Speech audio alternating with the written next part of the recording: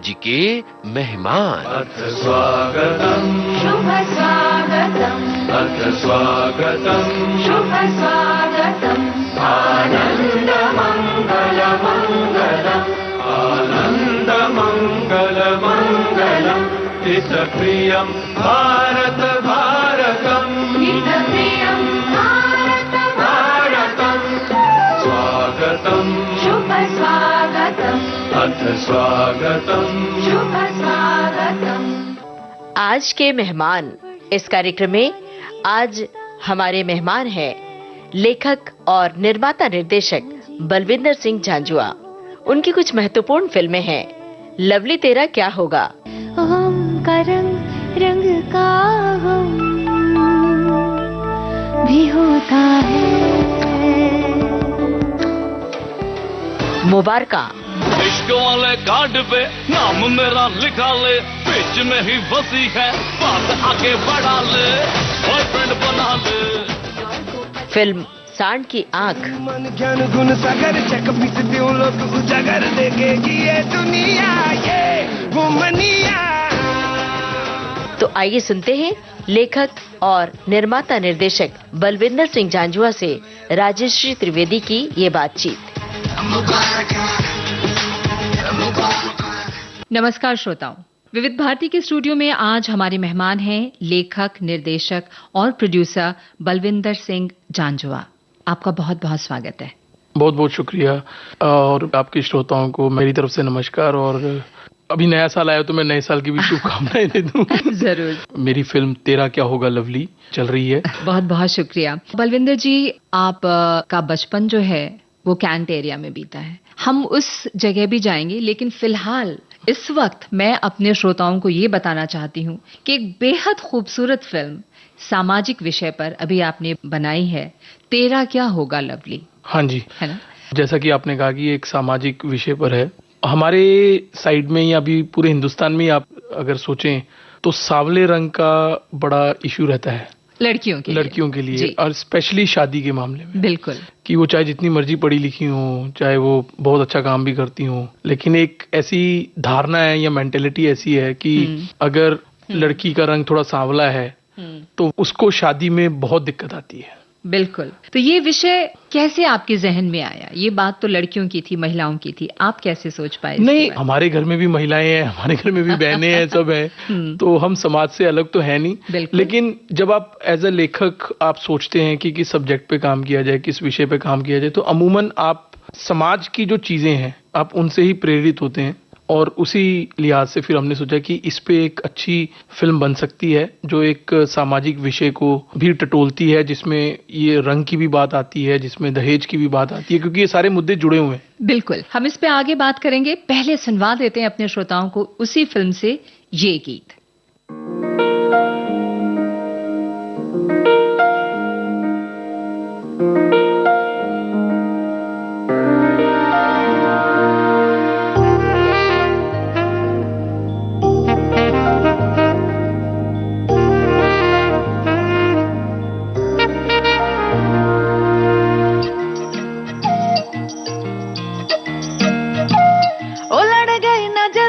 लड़ गई ओ चढ़ गई प्रीत बेल चढ़ गई, ओ मारे मन की दीवारा पे फूल खिले थारे, ओ हाय हाय यूं क्या मैं कर गई, सखीरी जीते जी मर गई, ओ प्यारे लागण लागे उसके हाव भाव सारे।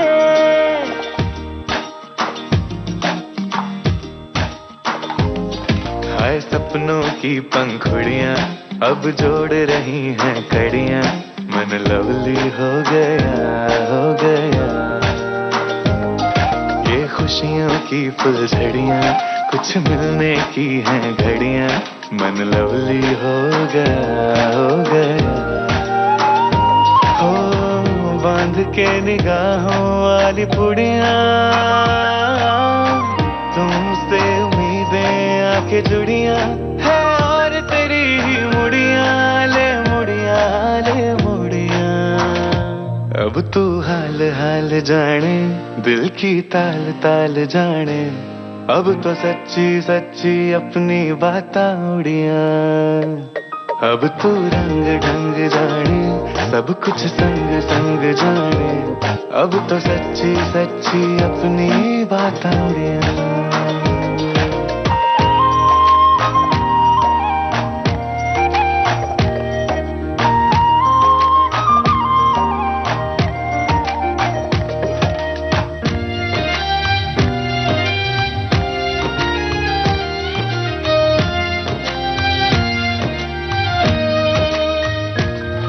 जो हो गई थी बात मेरी आंख से ही ओझल, वो देखी अब के मैंने तुझ मेरे।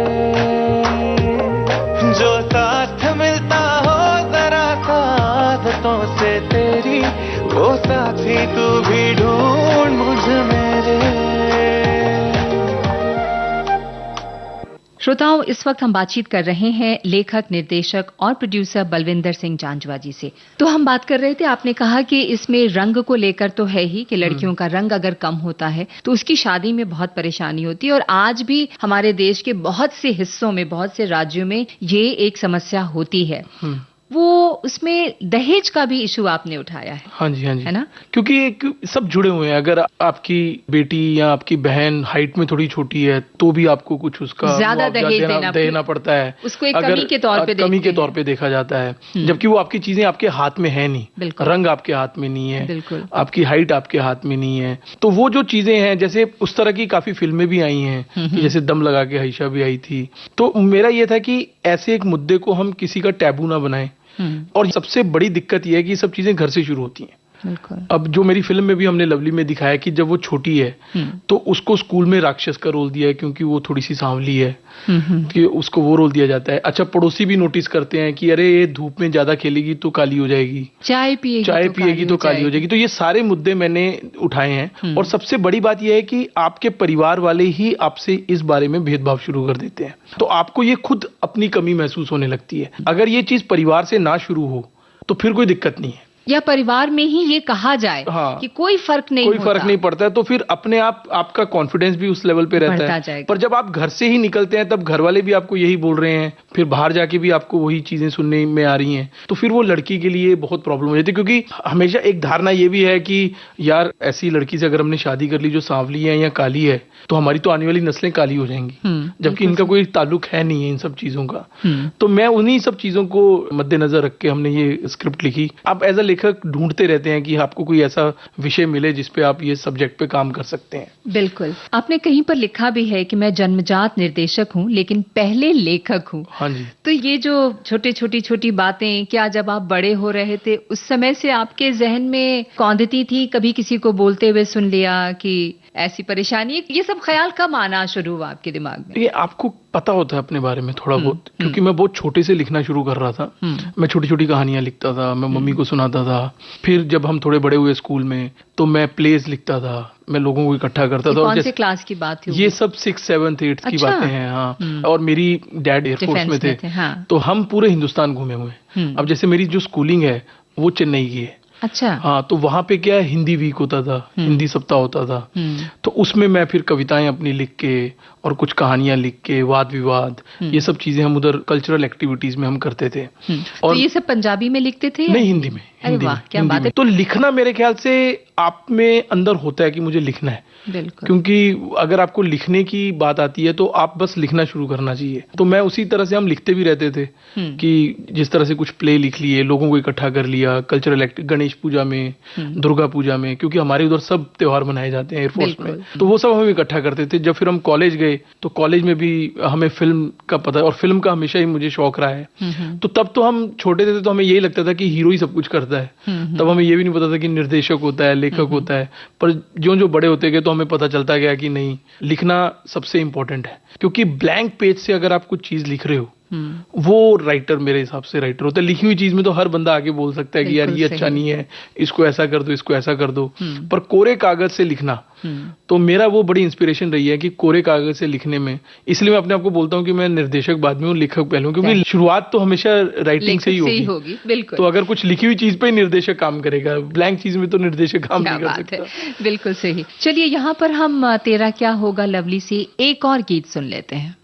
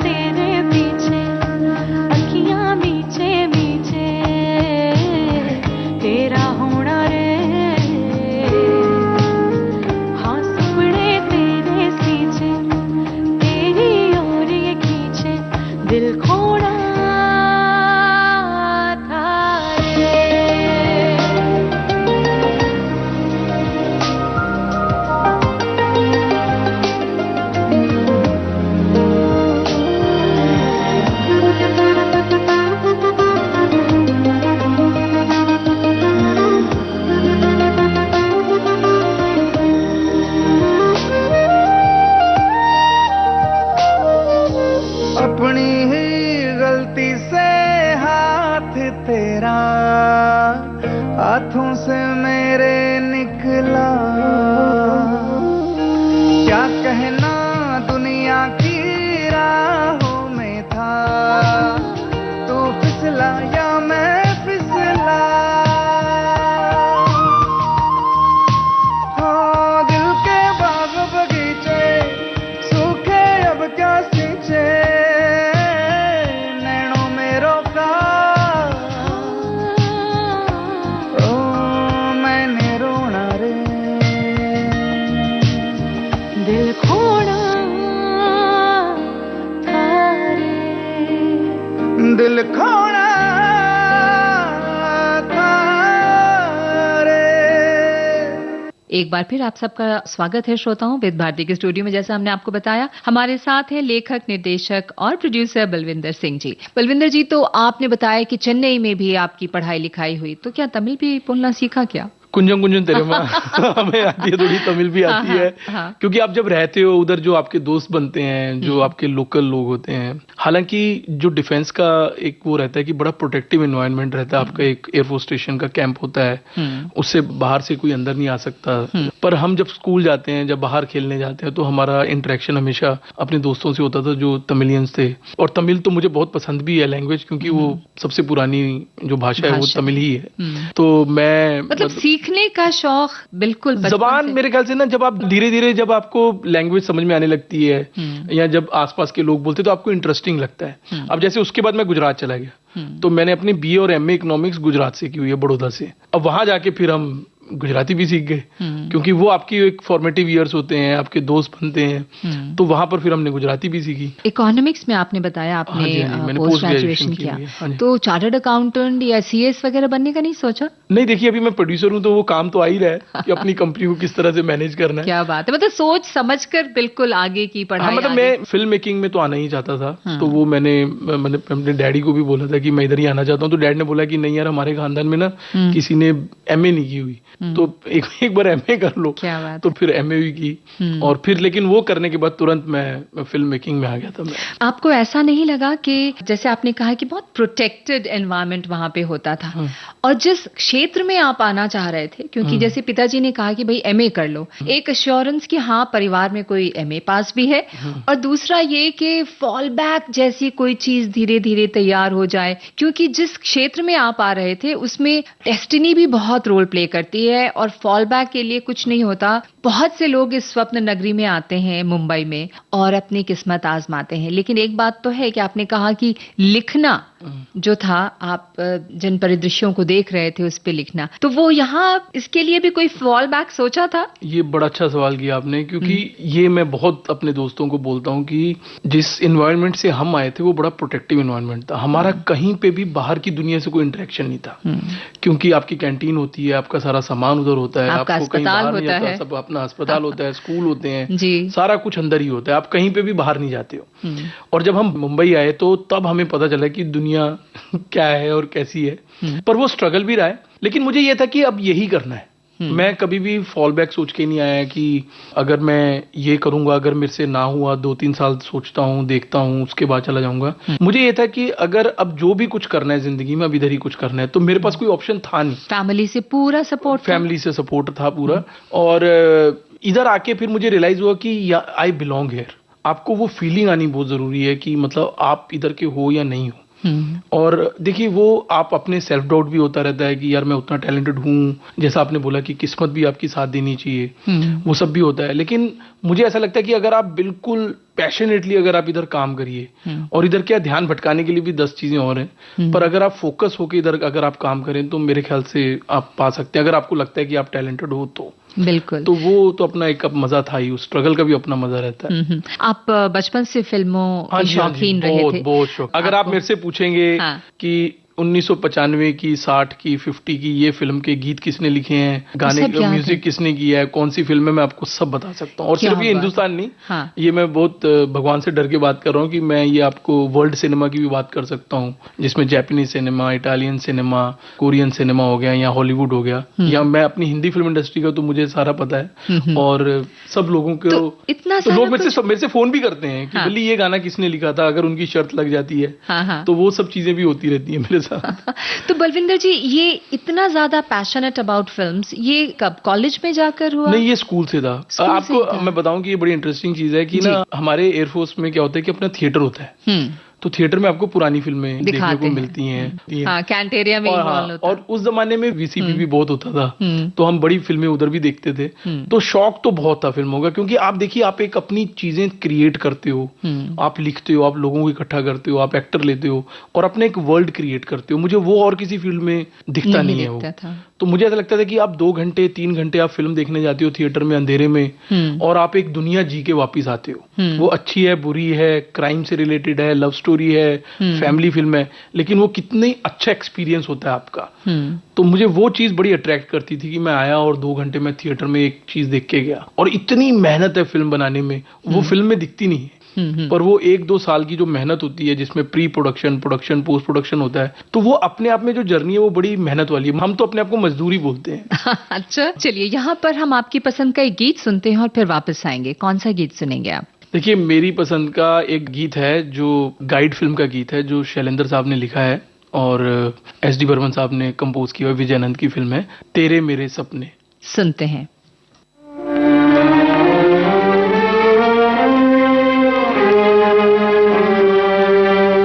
तेरे मेरे सपने अब एक रंग हैं, वो जहाँ भी ले जाए राहें हम संग हैं।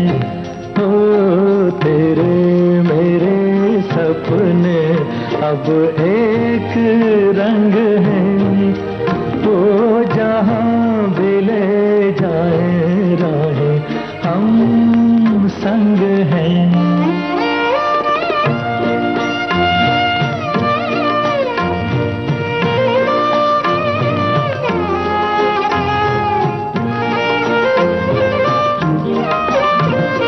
मेरे तेरे दिल का तय था एक दिन मिलना, जैसे बहार आने पर तय है फूल का खिलना। मेरे तेरे दिल का तय था एक दिन मिलना, जैसे बहार आने पर तय है फूल का खिलना। ओ मेरे जीवन साथी, तेरे मेरे सपने अब एक रंग हैं, वो जहाँ भी ले जाए राहें हम संग हैं।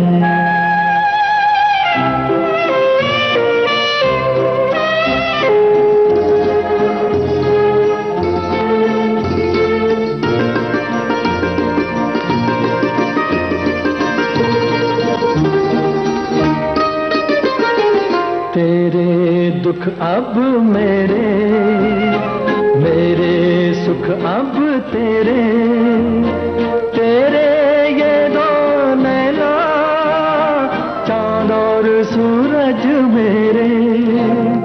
तेरे दुख अब मेरे, मेरे सुख अब तेरे, तेरे ये दो नैना चांद और सूरज मेरे।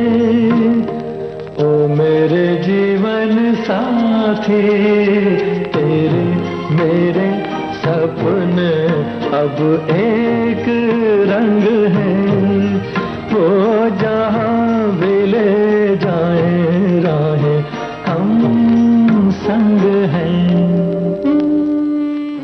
आप फिल्में बहुत देखते थे और उस वक्त ही आपको लगता था कि भाई एक थिएटर में एक फिल्म देखने के लिए इतने सारे लोग आए हैं और इसमें बहुत सारी मेहनत, बहुत सारे लोग जुड़े होते हैं, जो आपको बहुत अट्रैक्ट किया। फिल्मों में काम करने का कभी नहीं सोचा एज एन एक्टर?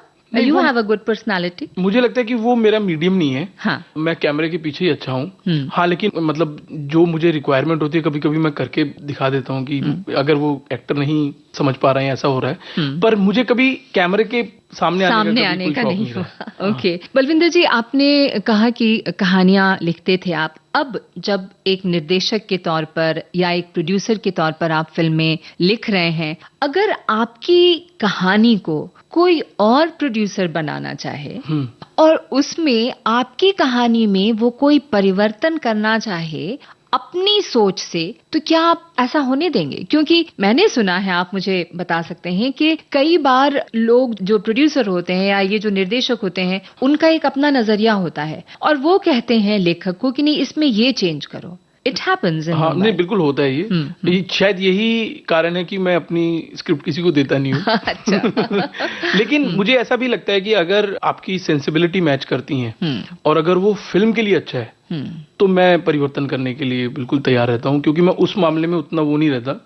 पर उसको, क्योंकि मैंने 2, 2.5, 3 साल लगा के हमने लिखी हुई चीज है, हम हर गलियों में जाके वापस आए हुए हैं। अगर कोई ऐसे ही रैंडमली बोलता है कि आप इसको ऐसा कर लो और ऐसा कर लो, तो नहीं मैं करता। पर अगर वो कोई एक सशक्त कारण दे, एक फीडबैक दे कि नहीं, अगर इसको ऐसा करेंगे तो किरदार का ये हो सकता है या फ्लो वाइज स्क्रीन प्ले में ये हो सकता है, तो मैं उसके लिए ओपन रहता हूँ। अच्छा, आपकी फिल्मों में बहुत सारे पात्र थे, बहुत अच्छे अच्छे कलाकार हैं उसमें, तो फिल्म सेट पे भी या जहां आप काम कर रहे होंगे वहां पे भी बहुत सारी बातें, घटनाएं, कुछ ऐसी यादें होती होंगी, कुछ शेयर करें ना हमारे साथ। देखिए, जैसे तेरा क्या होगा लवली में तो अभी हमारी इतनी कास्ट थी कि मतलब रणदीप हुड्डा, इलियाना डिक्रूज, करण कुंद्रा, गीतिका विद्या, गीता अग्रवाल, मेघना मलिक, है ना, श्रुति उल्फत, राजेंद्र गुप्ता जी, पवन मल्होत्रा जी, और ये दोनों भाइयों का इतना अच्छा ट्रैक है जो पूरा है। और हम तो मतलब जैसे ही वो शूट खत्म होता था और सब एक ही होटल में थे, और इवन शूट के टाइम पे भी मैं तो बिजी रहता था, लेकिन परिवार था फिल्म में पूरा,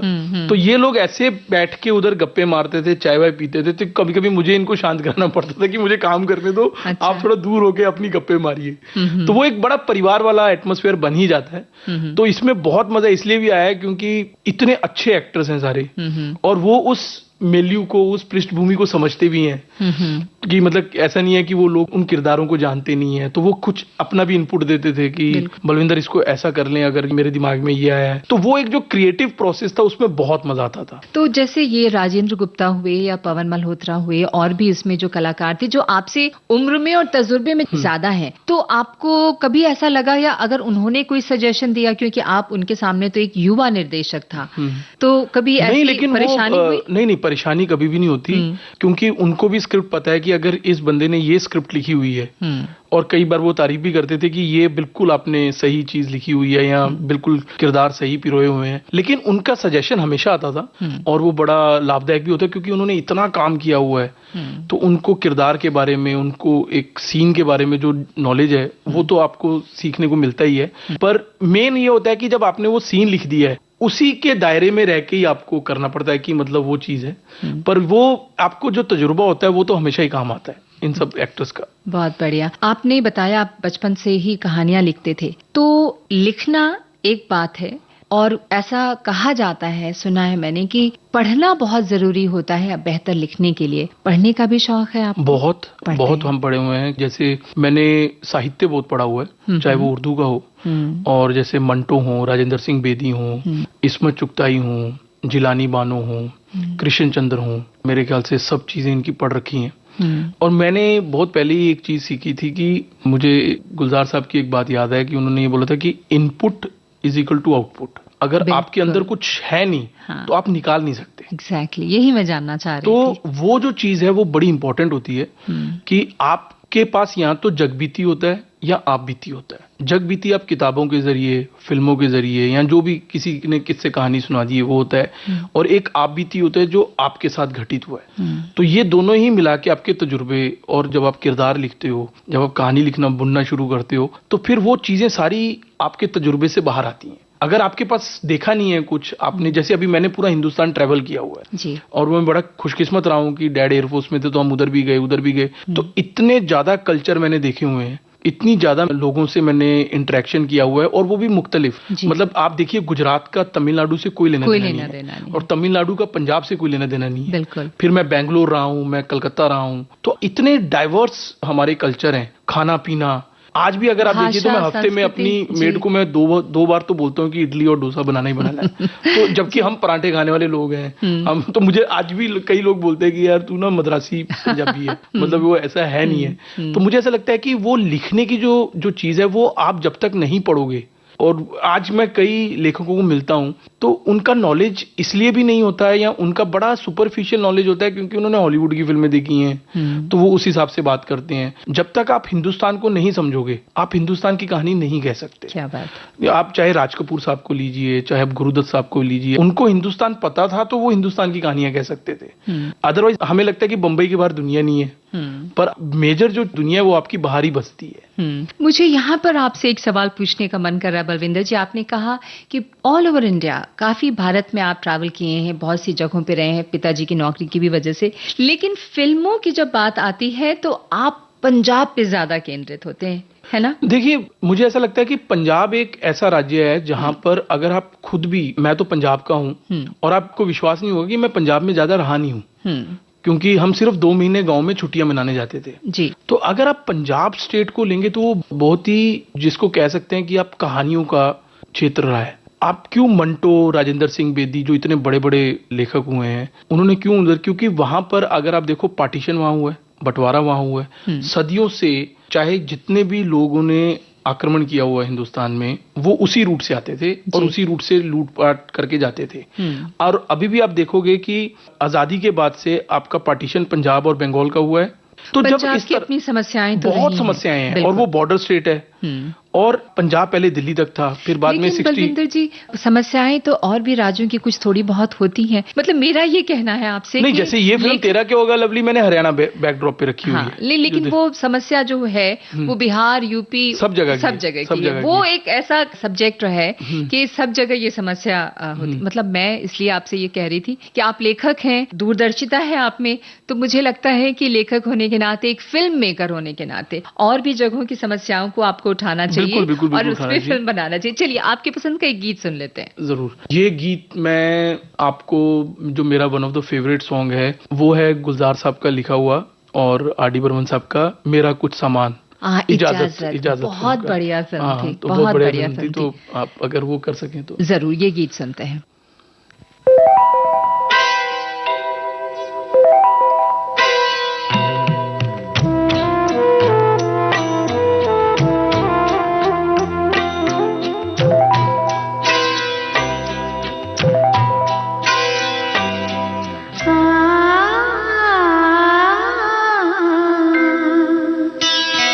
मेरा कुछ सामान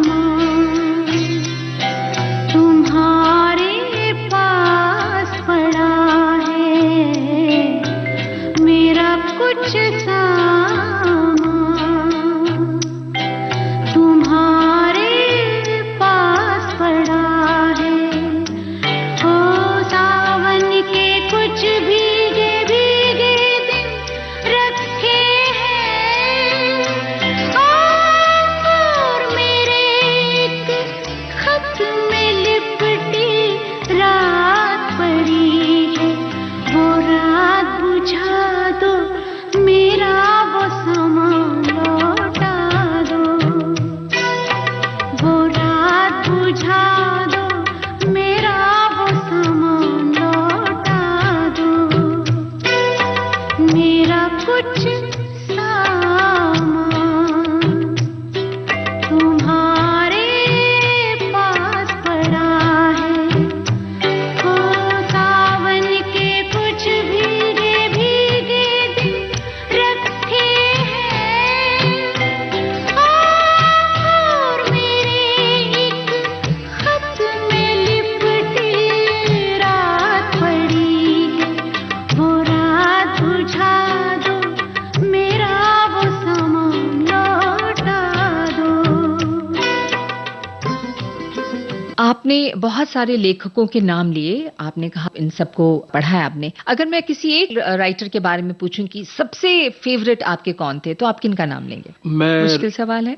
मुश्किल तो बहुत है, क्योंकि कई लेखकों की आपको ये कहानी पसंद है या वो प्ले पसंद है। जी। लेकिन अगर आप मुझसे एक पूछेंगे तो अमृता प्रीतम। अमृता प्रीतम। अमृता प्रीतम। और फिल्मों की बात जब हमने शुरू में की अभी के आप राज कपूर, गुरुदत्त इन सब की फिल्में देखते थे, तो उस समय के जितने भी कलाकार थे उनमें सबसे बेहतरीन आपको कौन लगते थे? आपके सभी फेवरेट्स रहे हैं, राज कपूर हो, देवानंद हो, ये हो। और आज के परिप्रेक्ष्य में अगर मैं पूछूं, रणदीप हुड्डा के साथ आपने बहुत काम किया है, कैट में भी वो थे और इस फिल्म में भी थे, तो मुझे बताइए। मुझे अगर आप पुराने दौर की बात करें तो मुझे गुरुदत्त साहब बहुत पसंद है, उनकी मेकिंग बहुत पसंद है मुझे। वो भी बहुत रियलिस्टिक थे, लेकिन एट द सेम टाइम आपको एक और चीज, मुझे विजय आनंद साहब बहुत पसंद है। अगर आप उनका सिनेमा देखेंगे कि वो किस तरह से गानों को या कहानी को या वो जो थ्रिल पैदा करते थे जिसको हम कमर्शियल सिनेमा कहते हैं, वो मुझे बहुत पसंद थे। और अगर आप उस तरह से देखेंगे तो मुझे राज कपूर साहब, वो किस तरह से अपना सब्जेक्ट भी लेके आते थे और कमर्शियल भी करते थे और गानों में भी अपनी बात कहते थे। ये सब बड़े महान मेकर्स हैं, फिल्मकार हैं, जिन्होंने मतलब अपनी हर फील्ड में उन्होंने अपनी छाप छोड़ी हुई है, चाहे वो गाने हो, कहानी हो, परफॉर्मेंसेस हो, टेकिंग हो, कि शॉर्ट टेकिंग कैसे करनी चाहिए। तो वो मेरे मतलब हमेशा फेवरेट है। और करंट दौर पे मुझे ऐसा लगता है कि एक्टर में मुझे रणबीर कपूर बहुत पसंद है, कि मतलब मैं जब उनको देखता हूँ तो मुझे ऐसा लगता है कि वो एक्टिंग कर ही नहीं रहे, तो वो मेरे फेवरेट, बहुत नेचुरल है। वैसे सच पूछिए तो आज के जो कलाकार हैं ना, मैं रणवीर सिंह को भी देखती हूँ, रणबीर कपूर हो गए और भी राजकुमार राव हैं, या नए एक्टर्स में बहुत से ऐसे एक्टर्स हैं, शाहिद कपूर हैं, बहुत रियलिस्टिक एक्टिंग, ज्यादातर मतलब पहले के मुकाबले मुझे लगता है कि थोड़ा ज्यादा सहज। आप दिलीप कुमार साहब का काम देखिए, उन्होंने बड़ा रियलिस्टिक काम किया हुआ है। तो देखिए, ये अभी एक चीज हो गई है कि चलो रियलिस्टिक होना चाहिए, क्योंकि आज की जो पीढ़ी है, आज का जो समय आ गया है, वो बड़ा चेंज हो गया है। लेकिन पुराने टाइम पे आप फिल्म देखने जाते थे देव साहब की अदायगी के लिए, राजकुमार साहब की एंट्री के लिए, डायलॉग बाजी के लिए, क्योंकि वो उनको ये लगता था कि यार ये जो रियलिस्टिक है वो तो हम भी हैं। अच्छा, उनको ये लगता था कि यार पर्दे में मैं देखने जाऊंगा तो मैं अमिताभ बच्चन को देखने जाऊंगा, मैं धर्म जी को देखने जाऊंगा, इतना खूबसूरत आदमी और जिस तरह से वो गाने गा रहे हैं, जिस तरह से वो चीजें हो रही हैं। तो इसलिए आज के दौर पे सुपरस्टार नहीं है कि मतलब अगर आप राजेश खन्ना साहब का दौर देखिए, शाहरुख खान तो है नहीं, शाहरुख खान आज की नहीं है ना, आज नहीं बोल सकते ना आप, शाहरुख खान तो 30 साल हो गए हैं, तो वो तो रहेंगे। लेकिन अगर आज के टाइम पे ना, इसलिए सुपरस्टार बनना बहुत मुश्किल है। मतलब आज आप दिलीप कुमार नहीं क्रिएट कर सकते, आज आप शाहरुख खान नहीं क्रिएट कर सकते। ये लोग तो बहुत मतलब आप देखिए, शाहरुख हो गए या आमिर हो गए या सलमान हो गए, अजय देवगन, अक्षय कुमार, ये 30-30 साल से काम कर रहे हैं। आप किसी भी और एक्टर का नाम लीजिए अपार्ट फ्रॉम धर्म जी, इतनी लंबी इनिंग और किसी की नहीं है, बिल्कुल सिर्फ धर्म जी की है, जिन्होंने मतलब 60 से शुरू करके 95 तक वो बाकायदा हीरो हैं। बिल्कुल। अमिताभ नहीं, अमित जी का भी अगर आप दौर देखेंगे तो वो 73 से लेकर वो 91, 92, 93 तक रहे हैं, फिर उन्होंने ब्रेक लिया और फिर उन्होंने सेकंड इनिंग शुरू की है। और सेकंड इनिंग में भी मतलब जिसे कहते हैं हीरो के तौर पे वो आए। तो वो तो अमित जी का तो आप कंपैरिजन मत ही करिए तो अच्छा है, क्योंकि वो तो एक अलग खड़ा इंसान है। तो है, पर जैसे इस फिल्म में भी हमने कोशिश की थी कि जैसे आपको जैसी कहानी होती है आप वैसे किरदार रखने की, एक्टर रखने की कोशिश करते हैं।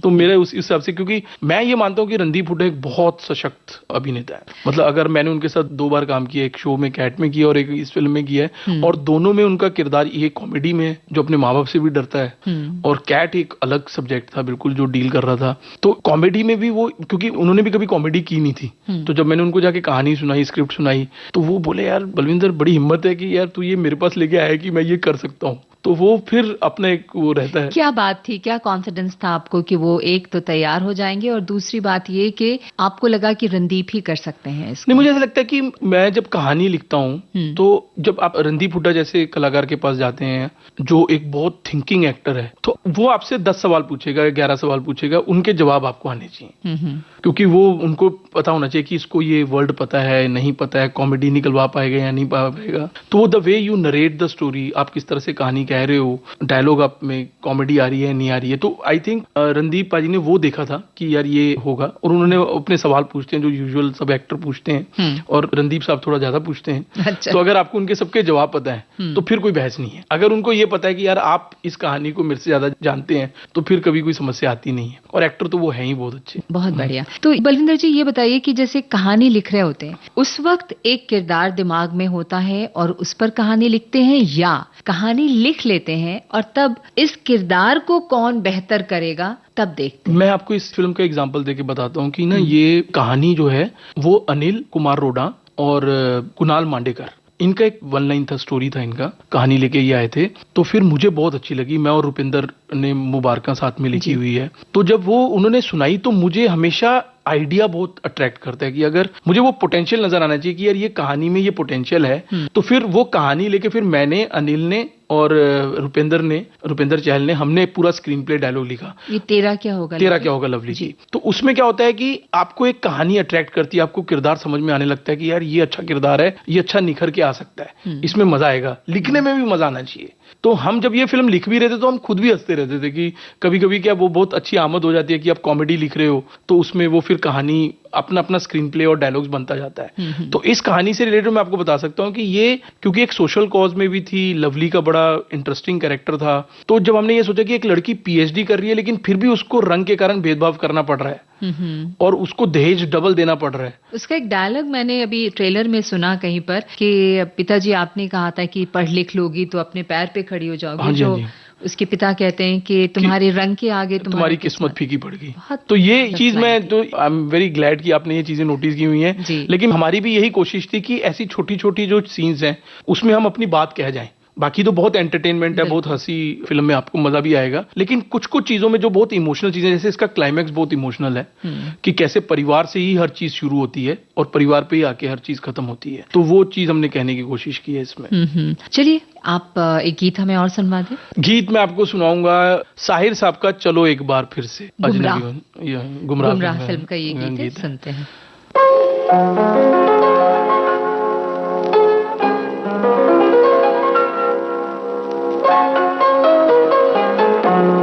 चलो एक बार फिर से अजनबी बन जाए हम दोनों, चलो एक बार फिर से अजनबी बन जाए हम दोनों।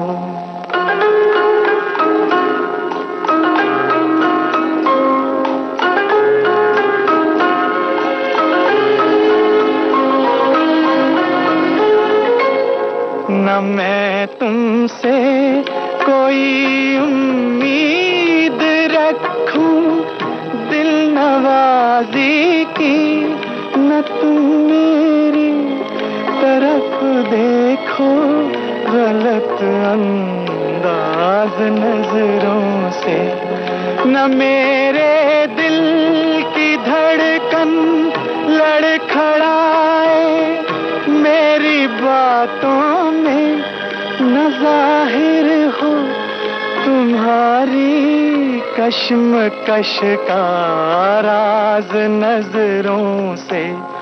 चलो एक बार फिर से अजनबी बन जाए हम दोनों, चलो एक बार फिर से अजनबी बन जाए हम दोनों।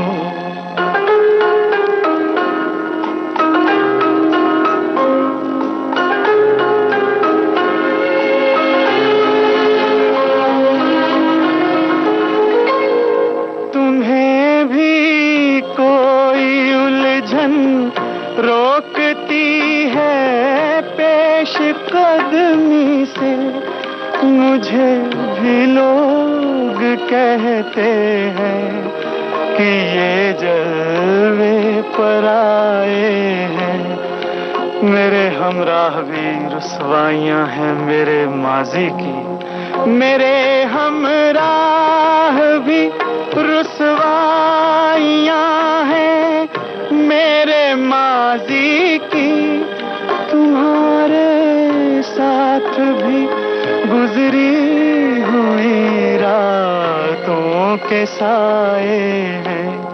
चलो एक बार फिर से अजनबी बन जाए हम दोनों, चलो एक बार फिर से अजनबी बन जाए हम दोनों।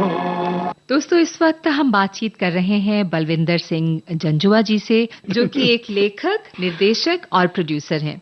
बलविंदर जी, बहुत सारे सवाल हैं आपसे पूछने के लिए, क्योंकि मैंने देखा मुबारका भी जो आपकी फिल्म थी वो भी आपकी ही स्क्रिप्ट थी, और वो भी एक कॉमेडी था, और बहुत जबरदस्त लोगों ने इस फिल्म को सराहा था। उसमें पवन मल्होत्रा जी थे, रत्ना पाठक जी थी, बहुत बड़ा कास्ट था। तो ये फिल्म की क्या कहानी है, कैसे ख्याल है? ये भी कहानी मैंने और रुपिंदर ने लिखी थी जी, और इसकी अपनी बहुत अच्छी जर्नी भी रही है। हम हमेशा कहानियां सोचते थे कि घरों में ना ईगो बड़ा हो जाता है। तो क्या होता है कि आपके जो पिता होते हैं, जो आपकी बुआ होती हैं, जो आपके चाचा ताए होते हैं, इनका आपस में बड़ा ईगो भी रहता है, प्यार भी रहता है पर ईगो भी रहता है। और अगर ईगो के कारण इनकी लड़ाई हो जाए तो वो जो सफर है ना वो बच्चे करते हैं। ये बात तो है, क्योंकि फिर उनको अच्छा नहीं लगता कि बच्चे आपस में बात करें, जो आपके कजन्स रहे हैं।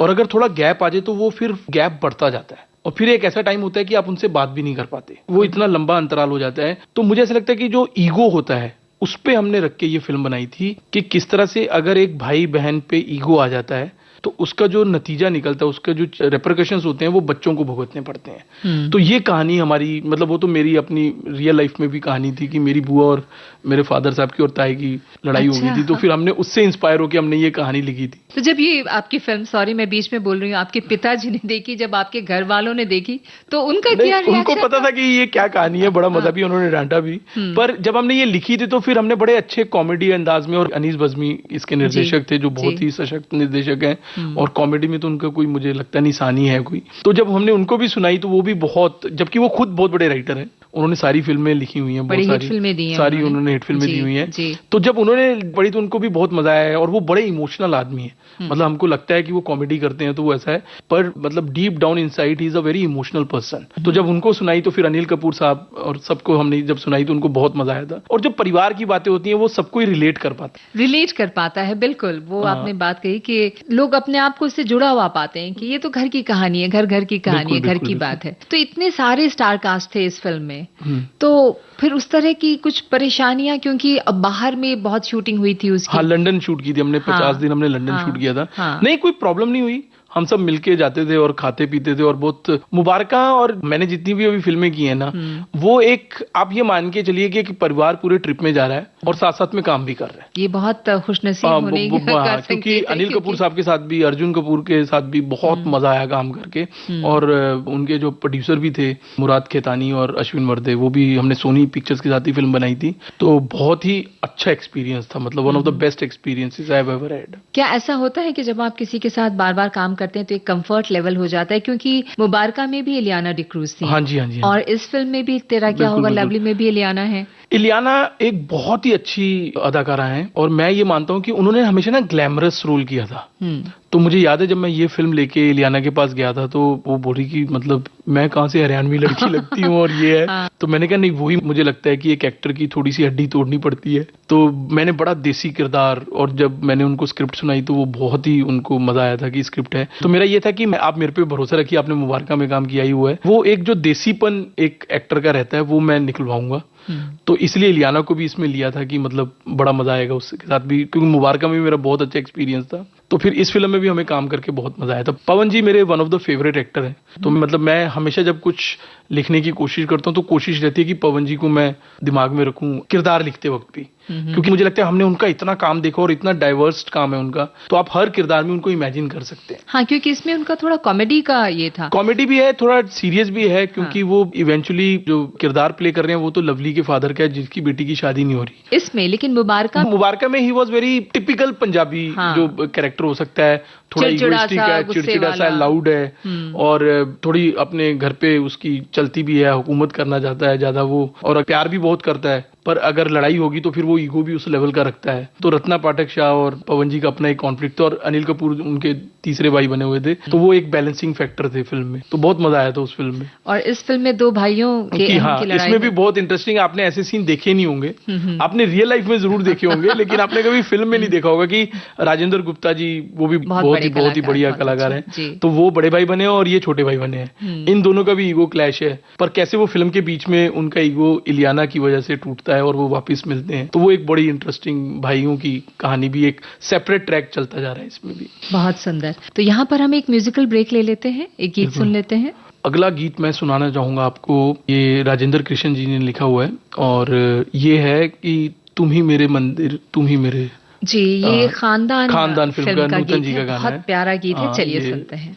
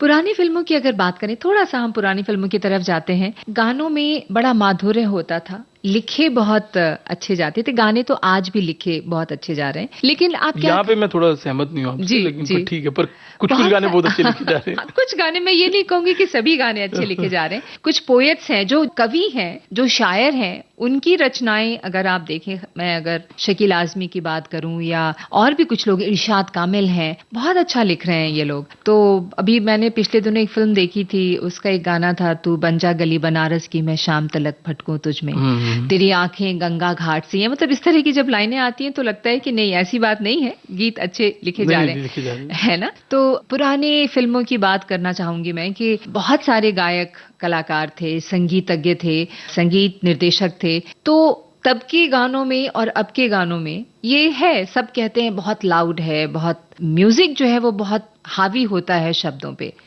आप क्या सोचते हैं जब आप एक फिल्म तैयार कर रहे होते हैं अपने लिए? ये बड़ा भारी विषय है, लेकिन मैं आपको इसका एग्जांपल दे सकता हूँ कि जैसे मेरी फिल्म में ये पांचों गाने तेरा क्या होगा लवली इरशाद कामिल साहब ने लिखे हैं। मैं उनका बड़ा फैन रहा हूँ जी, और मुझे लगता है कि वो जो इरशाद जी हैं, ये लेट थोड़े पैदा हो गए, अदरवाइज इनका जो स्टैचर है, जो ये लिखते हैं, ये पुराने दौर के मतलब जो शायर थे, जो लेखक थे, चाहे आप साहिर साहब बोलिए, शैलेंद्र साहब बोलिए, राजेंद्र कृष्ण, राजा मेहंदी अली खान, मजरू सुल्तानपुरी, कैफी आजमी साहब, तो वो जो लोग लिखते थे, मुझे लगता है कि अभी एक और चीज हो गई है कि उस दौर में ना उनको सिचुएशन दी जाती थी और आपका सामाजिक जो ढांचा था वो भी अलग था, और उस तरह से हम समाज की बात करते थे, हम बेरोजगारी की बात करते थे, चाहे मनोज कुमार साहब की आप फिल्में ले लो, आप एक सब्जेक्ट पे बनाते थे और जब वो सब्जेक्ट उन लोगों को पता था। आज हम बड़े मिक्स स्टेज में हैं, जहाँ पर हम आधुनिकीकरण में भी हैं, हमें ये नहीं समझ में आ रहा कि क्या होना चाहिए क्या नहीं होना चाहिए, उस तरह की फिल्में नहीं बनती, उस तरह की सिचुएशन क्रिएट नहीं कर पाते हम। तो हो सकता है बहुत अच्छे राइटर्स आज भी हों, लेकिन उसमें मैं अपने आप को भी थोड़ा हम जिम्मेदार मानते हैं कि हम उस तरह की क्या स्क्रिप्ट्स लिख रहे हैं जिसमें उन गानों का स्कोप हो।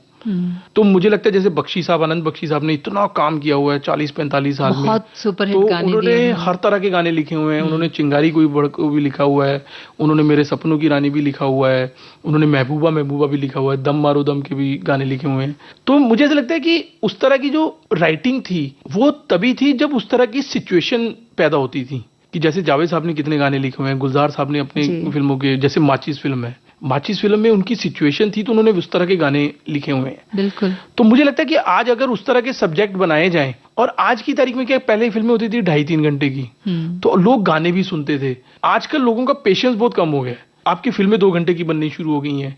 अब सबसे पहले मतलब गाने रखना चाहते हैं कि 2-3 गाने होने चाहिए, उससे ज्यादा गाने नहीं होने चाहिए, पर वो लिपसिंग नहीं हो सकते, वो पीछे बैकग्राउंड में चलेंगे या एक प्रमोशनल गाना रख देंगे।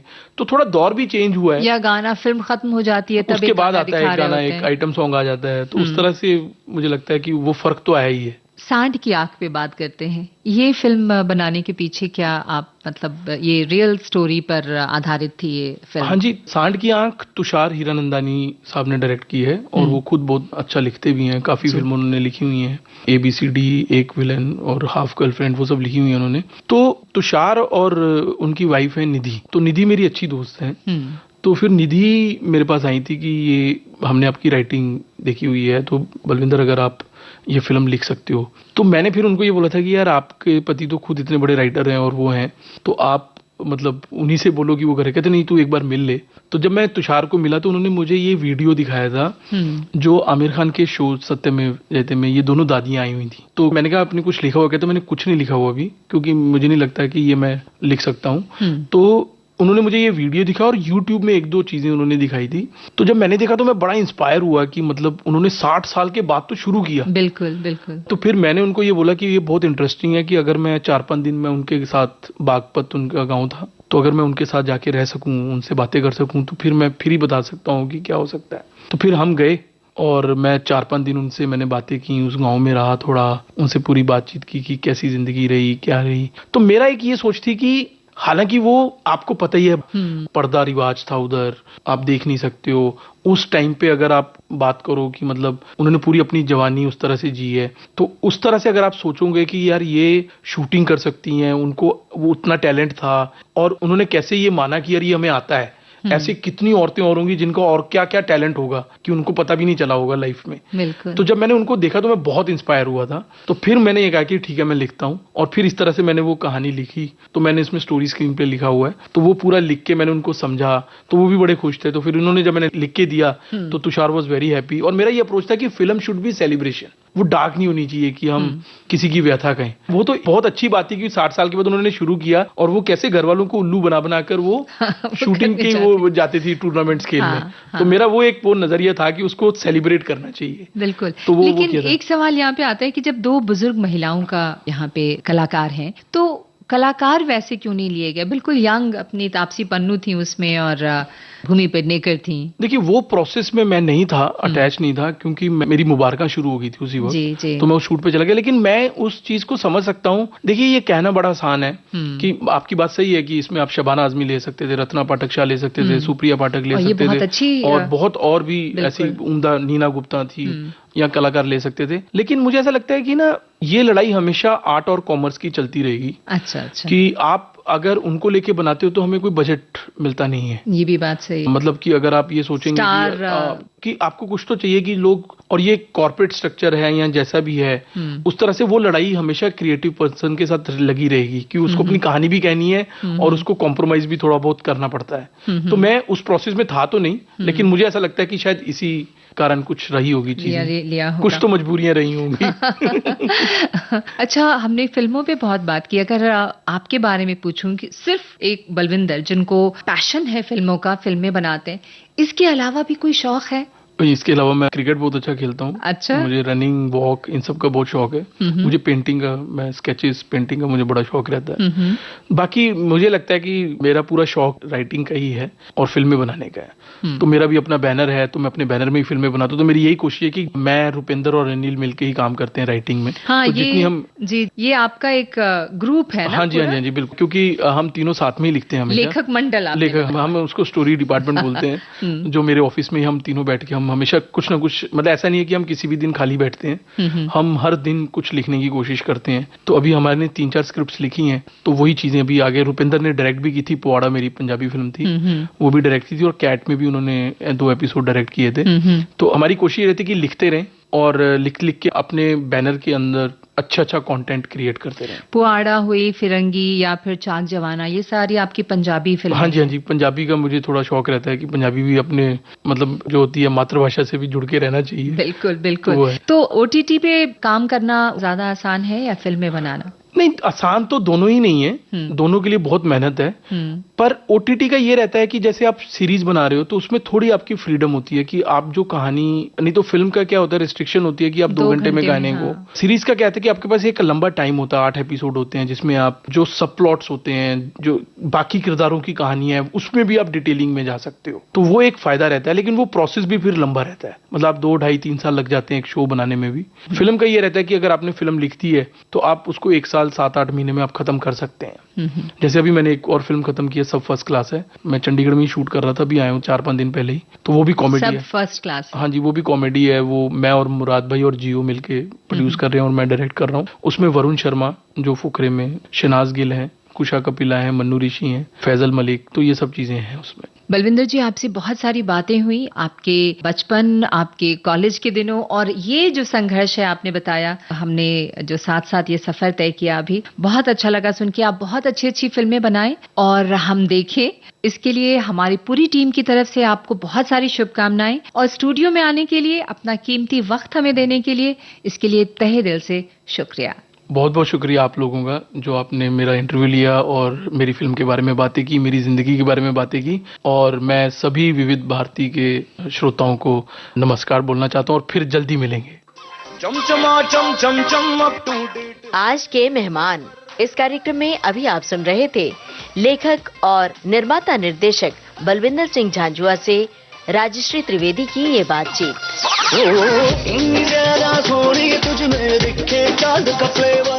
इस कार्यक्रम में रिकॉर्डिंग इंजीनियर थी भावना सिंदल।